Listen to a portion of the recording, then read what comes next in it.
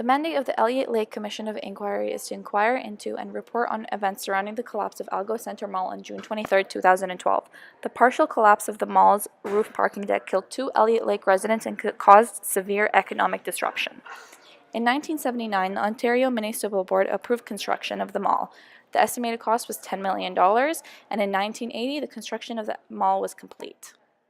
In 1996, a report gave critical reviews of the mall, and this is when it began to leak. In 2005, Bob Nazarian purchased the mall.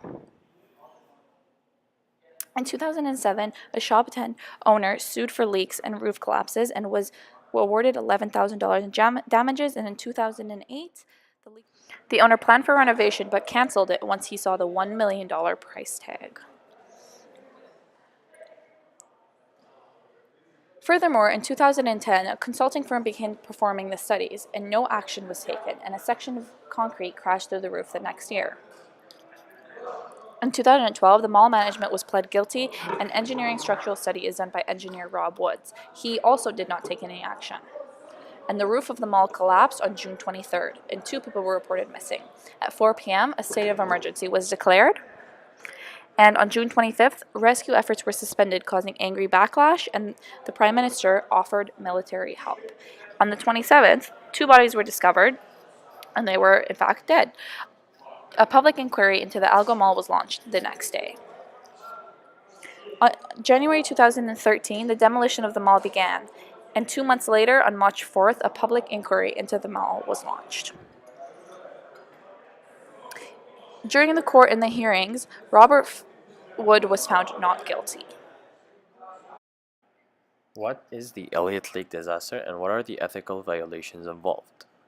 The following incident led to the death of 2 people in the mall due to ethical and professional misconduct by a professional engineer. The engineer involved in this is Robert Wood from M.R. Wright and Associates. He inspected the Algo Mall Center weeks before the disaster.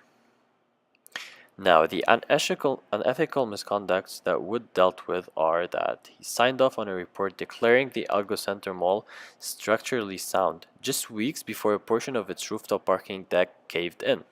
Also, Wood inspected the Algo Center Mall in 2009 and 2012. He noted steel supports showed surface rusting, but there was no visual distress. In addition to all of that, Wood testified that he did not bring special equipment to measure the amount of rust in the Algo Center Mall. Moreover, Wood also testified that he did not examine the steel beam in 2012, which eventually collapsed, even though he found the area to be of a concern in 2009 because of a lack of fireproofing. Bob Nazarian, the last owner of the mall, was accused of asking Wood to alter the final report by deleting photographs of a corroded steel beam and yellow tarps strung to collect water leaking into a mall store. The following breakdown will be done through the EGAD analysis.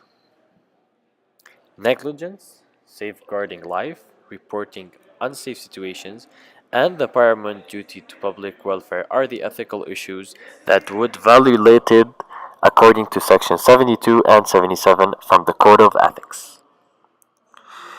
He did not conduct the inspection effectively, he neglected structural issues, and provided untrue and misleading statements in the report.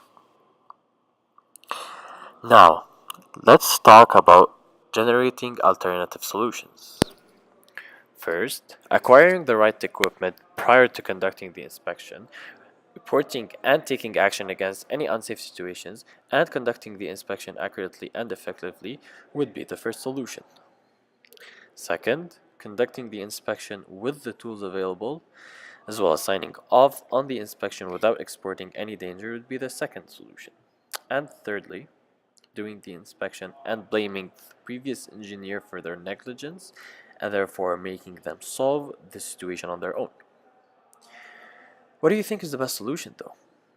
Solution number 1 has no violations whatsoever, although number 2 violates 72.2a and 72.2c, and number 3 violates 72.2a, c, and I.